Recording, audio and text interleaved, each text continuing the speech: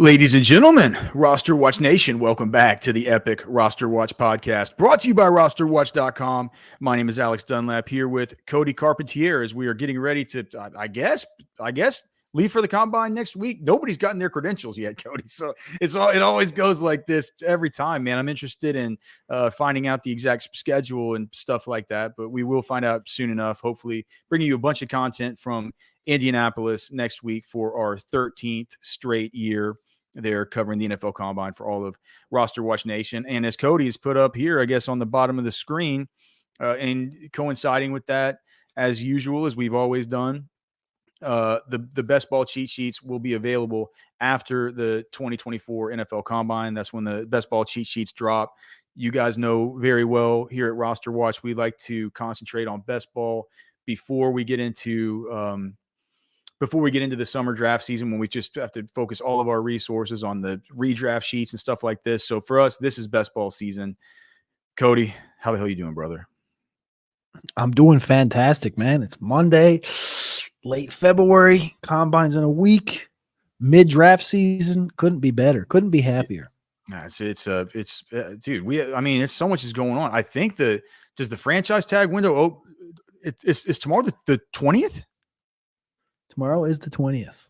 I think franchise tags and stuff start tomorrow. It's like we're getting into it, man. You might want to fact check me on that, so I'm not lying to everybody. I'm sure the people in the comments would let me know. But all right. But what we're here to talk about today is best ball values. These are the players who you need to make moves on now before people realize what's going on. And a lot of these dudes, Cody, as I've kind of put together the skeleton where the Underdog ADPs are right now, and we will be referencing Underdog when we're talking about these ADPs because they're the ones with the really big samples, almost 50K in one of the big Underdog contests right now, teams that have already been drafted. We're going to be using those. And dude, some of these guys you can get in the final round, mainly the rookies, are guys that I want to touch on. There are also players who are going to be affected by free agency, right? I mean, so many big name free agents, right?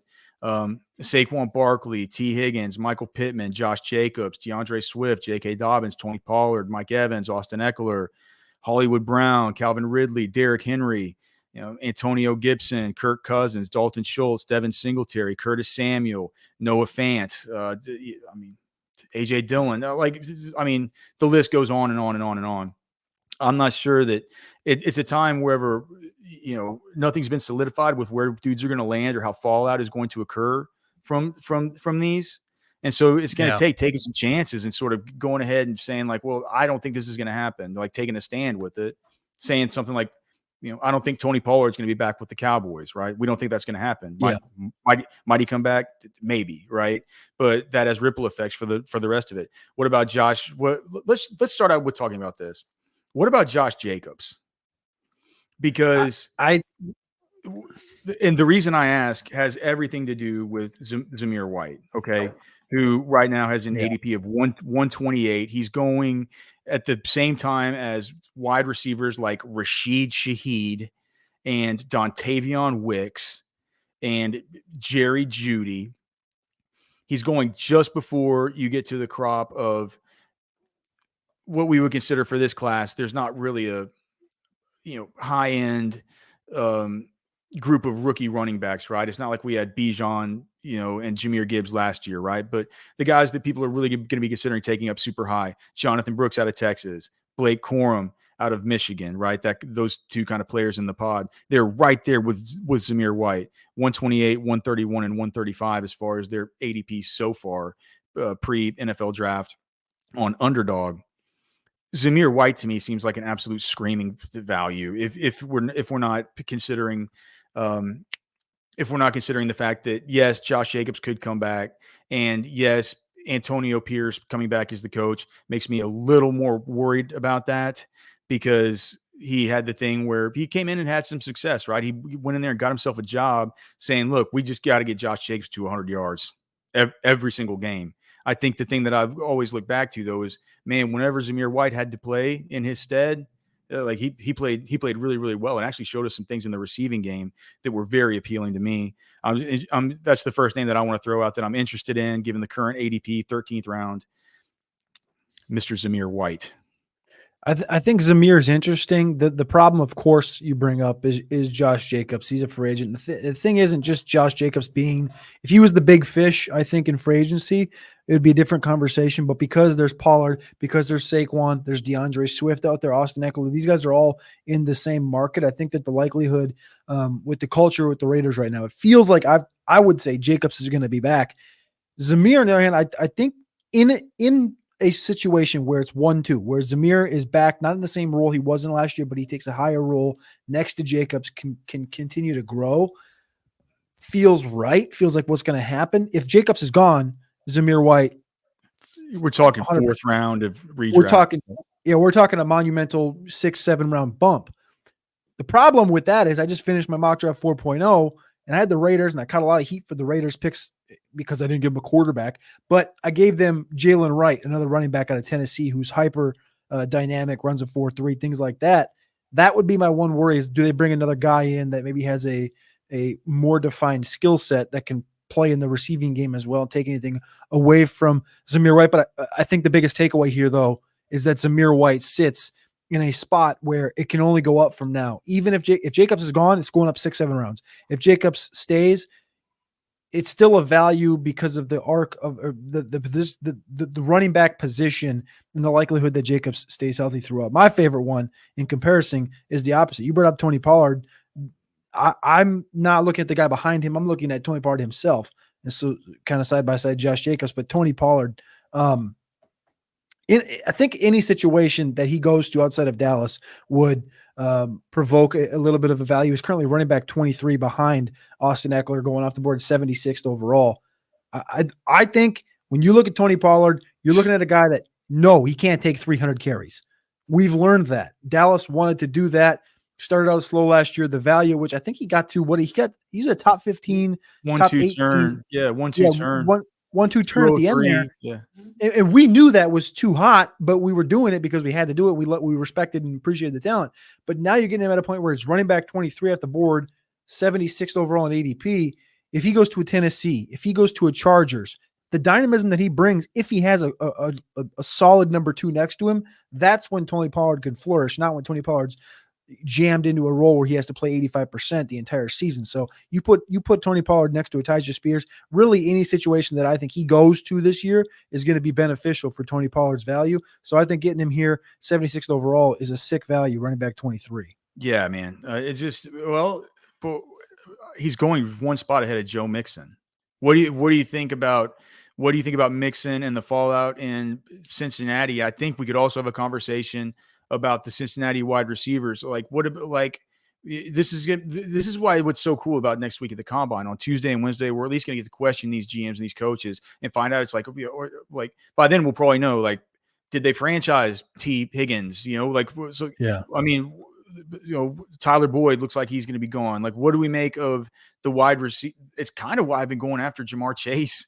I've been just a lot more interested in Jamar Chase with the target volume that he could pick up. But you do have guys like Yossi Vosh there, who we liked from the Senior Bowl. You have guys like Charlie Football, Charlie Jones, who we loved from getting to meet him at the Combine and getting to see his workouts there, and with the way that he tested.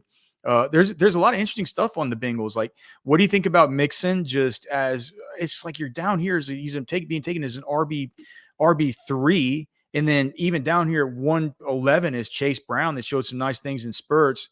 Total opposite reaction that I had, with Chase Brown at his Senior Bowl. I thought, man, I'm not sure this guy's going to be able to hold up. Like at Illinois, right? Yeah. At Illinois, he was able to, he's able to be a volume hog, looks so good, looks so fast, tested so well.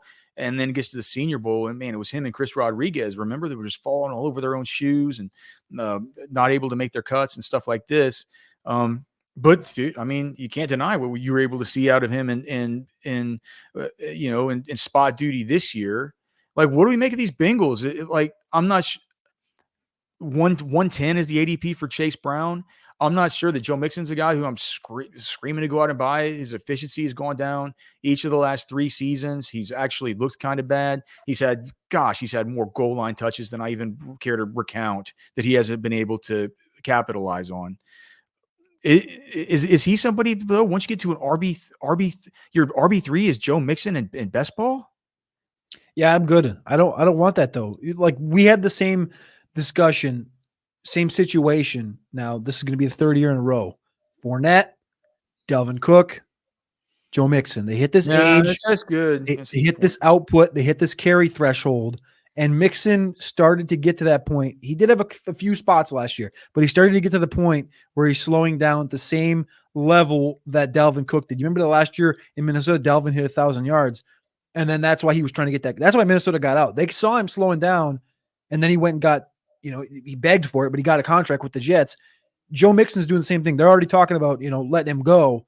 It's the same thing happening over again. So Joe Mixon, I'm completely out.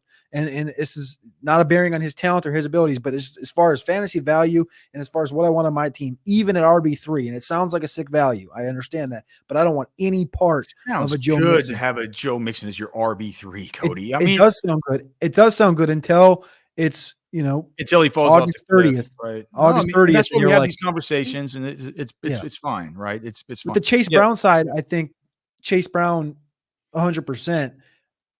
He's kind of a similar situation to what Zamir White is in, except you've seen it on a grander scale with Chase Brown. And I'm not sure because we haven't seen a whole game where he just has a monster takeover like Zamir White has had this year. Just the volume based, good game, good use in the receipt, all around, almost a bell cow type of profile that we've seen whenever Jake was missed time.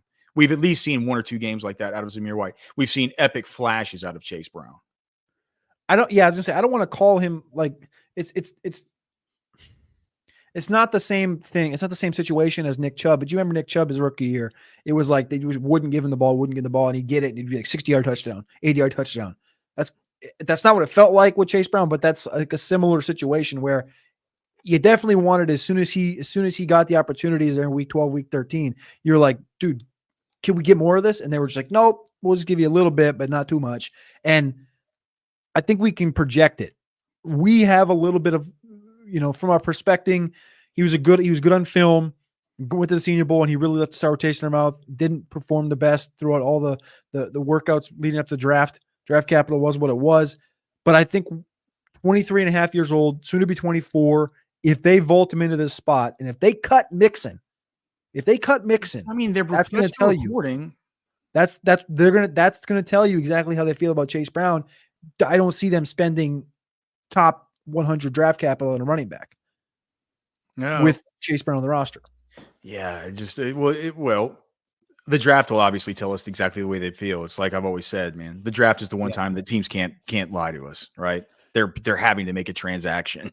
Deeper in that roster. So if we do believe Joe Mixon's gone, is there any, again, I know this is going to sound cocky maybe because it's super deep, but you have to think about it. It's the depth. It's like the Jerome Ford thing, right? But I know he's not looking the same view, but Chris Evans, is a ship sailed on Chris Evans, do you think? Yes. I'm asking this completely from a value standpoint, whereas if they cut Mixon post June 1 and they go into the season with a Chase Brown, with a Chris Evans, and with a, is Travion Williams? What is Travion? Travion's gone. Okay, so he's 100% Brown and Evans. Let me make sure. Hold on. Let me look at spot. I didn't even look at Travion. Let me make sure. Yeah, he's an unrestricted free agent. Okay. Yep. Yeah, I think that they would have to add somebody then. I'm not sure it would be a top 100 pick, but it's like some of these running backs. It's like let's talk about some of the rookie running backs in a second, but I want to talk about just one more here. I want you to talk about, like, do you have a favorite Cincinnati Bengal pass catcher to take a flyer on? Oh yeah. Well, 100% it's going to be at this current stage, like with what I'm feeling and projecting. I don't see Higgins coming back. I think Boyd, there's a wee chance, but I would say not. You're not going to take Chase. You take him if he's there in your spot, but if you're looking for a deep value guy, it's 100% Josivas. As much as we love Charlie Jones, I think Charlie Jones brings a dynamic feel to this offense, especially in the punt return, kick return game. I think they see him a lot more with his fine. return stuff. Yeah, I think he'll be fine in opportunities, but it's going to be similar to like a Calvin Austin, where like he's going to be out there and then he's not, and it's going to be gone. Andre Josivas, they told us last year how they felt about him. They kept putting him out there in the red zone, and Joey B kept nailing him. And it shouldn't come off this way, but this is what my thoughts have been since midseason last year was they're preparing Josivas to just take over that T. Higgins role. I'm not saying he's going to be as good as T. Higgins is, but he's more athletic than T. Higgins, and prepping him for a year in this offense was the best thing possible for him. There's no reason he can't be the number 2 in this offense next to Jamar Chase. Current ADP right now of 201.6. So to rank these players for me, the Yak King, Malachi Corley, Andre Josivas, and Jerry Rice's son, Brennan Rice. They're all within 9 picks of one another right now. And they're all basically in a row as far as we're talking wide receiver. Geez, I don't have it. Wide receivers 85 through 88. Yeah, Josivas is about 30 spots too low. Corley's probably a little bit too low, and then Rice is probably about right. So I'd go Josivas, Corley, Rice. All right. One more guy I wanted to talk about before, I'm sure that you have dudes that you wanted to mention as well, but I just wanted to talk about one more at the running back position. Oh, and one more at wide receiver, right? So can you pull up the contract details for Alvin Kamara and Jamal, and I'll pull up Jamal Williams because I want to talk about Kendre Miller. We're gonna have to take a mulligan on last season. But I'm not giving up. I'm not done. I'm not done with Kendre Miller. I'm not, dude. And after this last season, I think people are like, dude, I am done clicking on this guy. There was all the hype about him. He was hurt coming into the season. I knew he was kind of hurt. I didn't even really know that much about him, but all the analysts said that, I know what people are thinking, right? They didn't have the information to be as smitten with a Kendre Miller as I was, or as you were, as that a lot of people who do this stuff for a living really were. Kendre Miller is awesome. He's a problem. He's very, very good, and you saw that. Like you saw it whenever he was able to, whenever he was able to get into the games, right? It's just it felt like every single game he'd bust an 18-yard run to the sideline, and you get to the sideline and he hit the side of his foot on some kind of pylon, and he's out of the game. And next thing you know, it's not an MCL anymore, some kind of toe or some kind of foot. And it's and he just never got off the ground, never got anything going. By the time Jamal Williams got back and healthy, they didn't even really need him. They were always running Taysom Hill. Look, man, for one, the threat of Taysom Hill surely has to be going. Dude, how far over the cap are these Saints have been over the cap for years. And that Alvin Kamara contract is, do you have it pulled up? It's a brutal contract. That was originally a 5-year, $75 something million thing. And they had to restructure last year to turn $10 million of it into signing bonus. Yeah. I think they have an out. Yeah, right they now? Have. So they're out. He signed that 5-year, $75 million in 2020. They have an out, but the out is not, I don't know as much about the contractual stuff, so I can't comment too deeply on this, but post June 1 is the most advantageous release or trade. Yeah.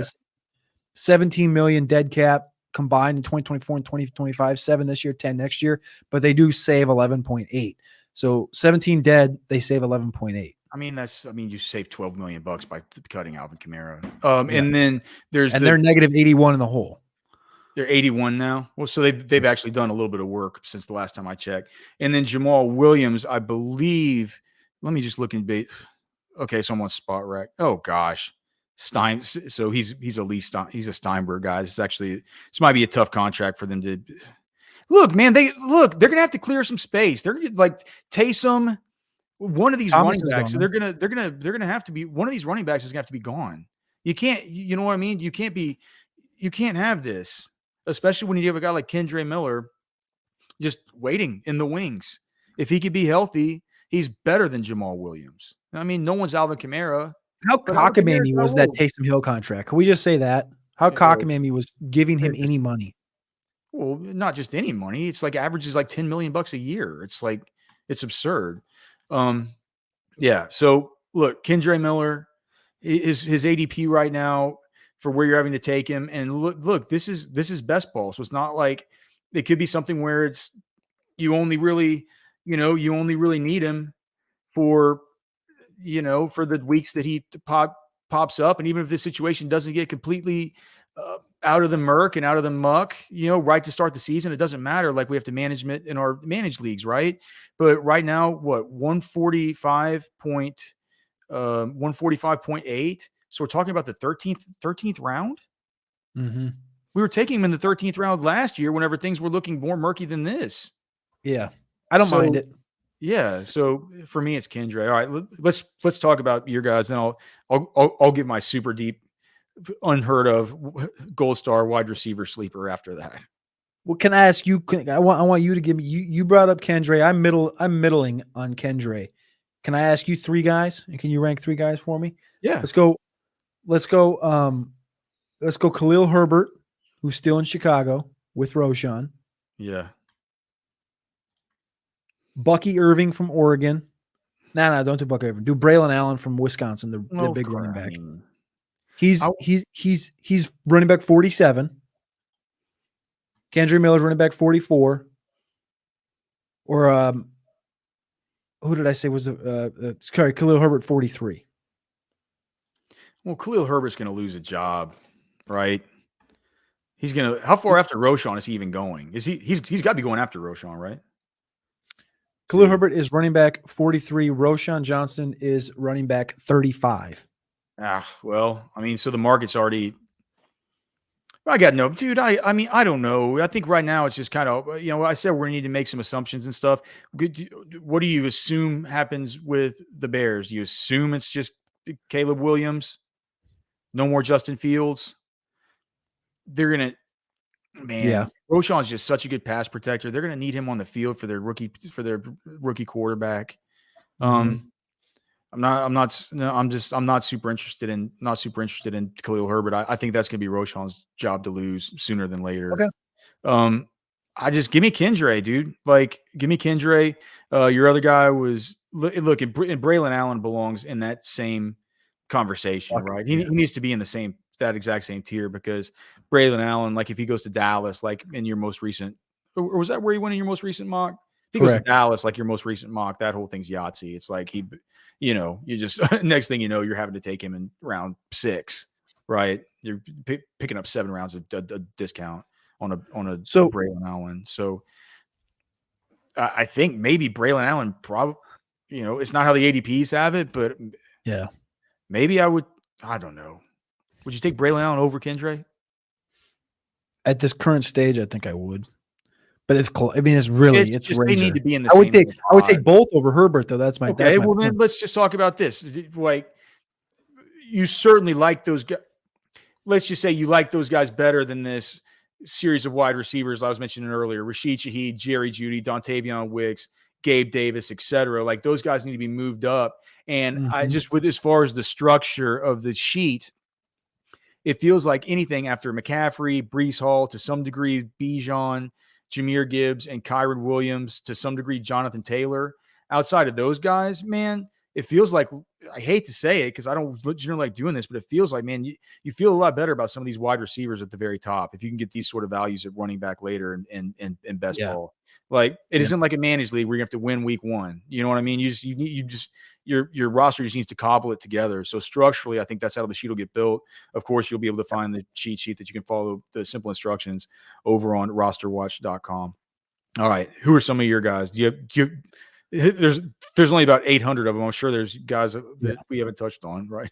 Well, I think I just coupling off of what you just said, feeling good about the running back depth later on. Like that's exactly like, especially with this is the perfect time of year right now. This week, next week at the combine, then the stuff's gonna start going up as soon as these guys run, and then right into the draft capital. I think, especially when you mentioned Jalen Wright, the guy from Tennessee, with how fast he might run. He's another one that I've neglected to mention, but he's going in the last round. But it's the same thing Cody's saying. I didn't mean to cut you off, but somebody like that weighs 210 pounds and he runs a 4.36 or something like that. Next thing you know, it's like it's over. Goodbye to these values. Right. And right now you can take advantage of that by building, if you build multiple lineups a week. I don't know how many drafts you guys do if you're listening along, but if you draft, let's say you get a Bijan or you get a McCaffrey, whatever, and early, you can wait and then you can get a multitude of these running backs later. Like I want to throw that dart on Wright. I want to throw that dart on Braylon Allen. You can get 2-3 of these rookies later with upside because quite frankly, these NFL teams have a lot of different running backs as their RB1s. I've seen up to 7 running backs as people's RB1s over the course of the last month. So I think that there's a lot of opportunities for a lot of these backs. One of my favorite running backs right now, as far as value goes, is a free agent in this 2024 class. He's 25 years old, and he was in Philadelphia last year. DeAndre Swift. I think it feels like the best spot for him would be to go back to Philadelphia. He gave us a couple of outputs early in the season, 25, 13, 15, 14, good games, built on some consistency. There was a trend line that compared having Cam Jurgens in the lineup at guard and not having Cam Jurgens in the lineup. And then that was like this big knock where like Swift would dominate with Jurgens in, and without him, he didn't do anything. So that was kind of interesting. But I think Swift in Philadelphia, if they can start to utilize him instead of trying to, play these big donkeys, these big donkeys that they sign on 1-year contracts, like the Rashad Pennies and the Trey Sermons and things like this, and maybe focus on a Swift or focus on a Gainwell, whichever direction they go, they should give Swift more run. At 25 years old, he's a value, I think, at running back 31. He's going right at the 100 marker right now. 99 is his ADP, right below Jaylen Warren in Pittsburgh, right ahead of Chase Brown, who we just mentioned a minute ago. We talked about Chase Brown. He's far too low right now. I would have Chase Brown ahead of DeAndre Swift if we're projecting potential opportunities just based on upside in the Cincinnati offense. But I think Swift is also a bit too low right now. I would take Swift over the James Conner, the Najee Harris kind of situation, which is right at about 82, 83. Do you think they've seen enough out of him to bring him back? I mean, only they can tell us that, right? They're going to know that from just being on the inside. But what about your eyeballs? That whole offense was a concoction of dried soup. So it's like they have to make that decision. It's Kenny Gainwell. A concoction of dried soup. Like you take a bowl of soup and you put it in the refrigerator and it gets dried out. It's just it's disgusting. It's garbage. It's what it was. That Philadelphia offense.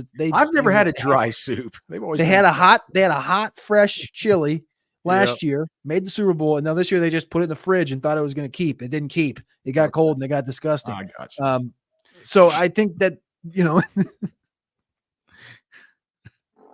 I think Swift is a good value here. Getting him here at running back for 31 or at the pick 100. I think he's about 15, 18 spots too low as the offense is currently projecting him to be back in Philadelphia. So you gosh, but Javonte, wouldn't you rather have Javonte Williams just like three picks ahead of him? I'll take Javonte. I think they're both too back healthy. I take Javonte over Swift, but I think they're both plenty low right now. I like Javonte. I like Javonte Williams in the 9th round. That feels good. I think they both, if you want the take is that Javonte Williams and DeAndre Swift will both be drafted inside the top 75 by the time we get to August. Absolutely. I like that take. And it's just like just remember for how you do these things structurally. All right. Any others that you want to get to before we get to our super deep flyers? No, that's good for now. I didn't even tell you that I had a super deep flyer, or I know you did. Told you to prepare for a super deep flyer. Do you have one? We make moves on the fly. That's how we do it. All right. Mine, I wanted to find somebody that's not getting drafted, right? Yeah. And I know that Javon Baker's not getting drafted. The rookie out of UCF, Jermaine Burton, the rookie out of Alabama, is basically not being drafted right now. Jacob Cowing's not being drafted. That's one thing we need to find out at the combine next week. Cody's like, did he tear his ACL at the Senior Bowl, or like what? Like, did he tear an MCL or meniscus, or it? I have no idea what even happened there, and there's been zero reporting on this. But Cowing is down there. Man, do you know the one that do you know what I like though, Cody? I like getting a piece whenever everybody's like, we're talking Nico Collins going at what, like the first with the 1-2 turn, right? Which to me says just feels. I know he had super big games. It feels just feels too high for me, right? Tank Dell, who now is going at like what mid third round and stuff. You got Robert Woods gone. Xavier Hutchinson doesn't look like he's going to be too much of anything. Noah Brown is, I believe, Noah Brown set to hit free agency, right? Noah Yep. Brown. Let me make sure about that, but I believe Yep. it's true. I mean, he's 28 years old this year, regardless. Dude, is it finally the time now that he's all healed up? Cured of what ails him, Mr. John Mechie. Dude, you could be a number 3 wide receiver, even if you could pop off for some big games with CJ Stroud.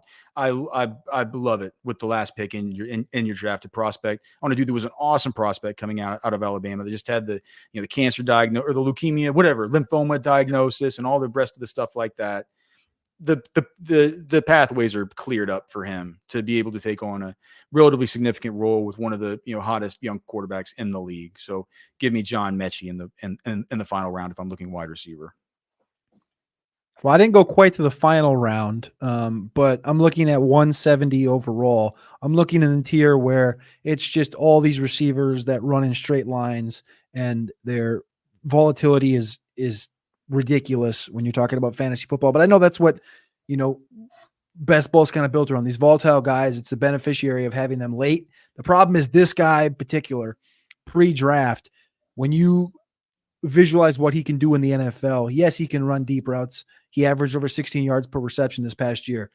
But Jalen Polk is a top 10 wide receiver in this class. I have him as wide receiver 7 currently.